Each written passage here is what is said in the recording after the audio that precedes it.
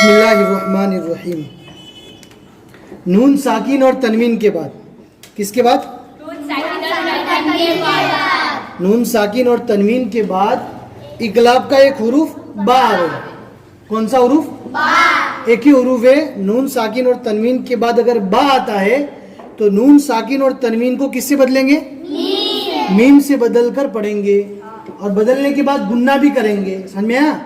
अभी देखने का है, ये चार चीजें साथ में नहीं आएगी, चारों में से एक आएगी। या ये आएगी, या ये और ये चारों में से एक चीज आएगी। नून साकिन आएगा, या दो जबर, या दो जेर, या दो पेश की तनवीन आएगी। समझ में आया? और इसके बाद नून साकिन और तनवीन के बाद बा आता है तो नून साकिन और तनवीन को किससे बदल देंगे? बा को नहीं बदलेंगे, किसको बदलेंगे? नून साकिन और तनवीन को मीम से बदल देंगे। समझ आया कि नहीं? उसमें पहली मिसाल है मिम बादी। क्या है? हाँ, मिम बादी। हाँ,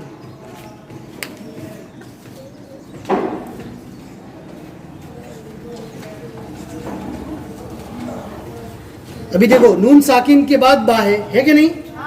यहाँ पर अपन ने कायदा पढ़ा था, नून साकिन और तनवीन के बाद बा आवे तो नून साकिन और तनवीन को किससे बदलेंगे? मीम से बदलेंगे। अभी नून साकिन के बाद बा आ गया, समझ में आया? तो नून साकिन को मीम से बदल देंगे। नून की जगह पर क्या पढ़ेंगे? मीम पढ़ेंगे। कुरान शरीफ में छोटा सा मीम ऐसे लिखा हुआ रहता है, समझ में आया? ऐसा छोटा सा मीम लिखा हुआ रहेगा, या ऊपर रहेगा या ऐसे नीचे लिखा हुआ रहेगा, दोनों में से एक जगह पर लिखा हुआ रहेगा। तो नून को मीम से बदल देंगे, मिम बादी। अभी नून पढ़ा नहीं जाएगा, उसके बदले में क्या हो जाएगा? मीम हो जाएगा। समझ में आएगा नहीं? इसी तरह तनवीन की एक मिसाल बता दे।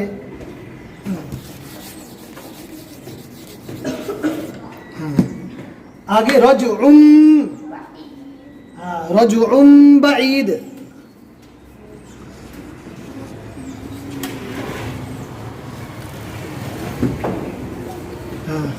रजुउम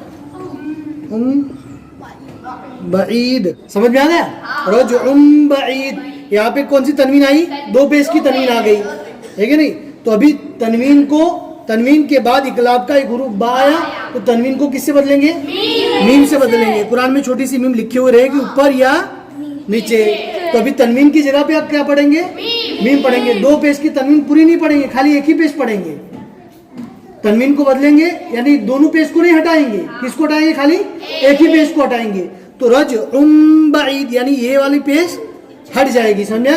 डायरेक्ट हो जाएगी रजुउम बईद। ऐसा लिखा हुआ रहेगा लेकिन पढ़ना कैसे है? एक पेश को ही पढ़ना है। समझा? किसको समझ में आया? कायदा क्या है? नून साकिन और तनवीन के बाद इकलाब का एक हुरूफ बा आवे तो नून साकिन और तनवीन का इकलाब होगा। इकलाब यानी नून साकिन और तनवीन को मीम से बदलकर गुन्ना के साथ पढ़ेंगे, जैसे रजुउम बईद। आ गया समझ में? ठीक है, चलो बस यही सब है।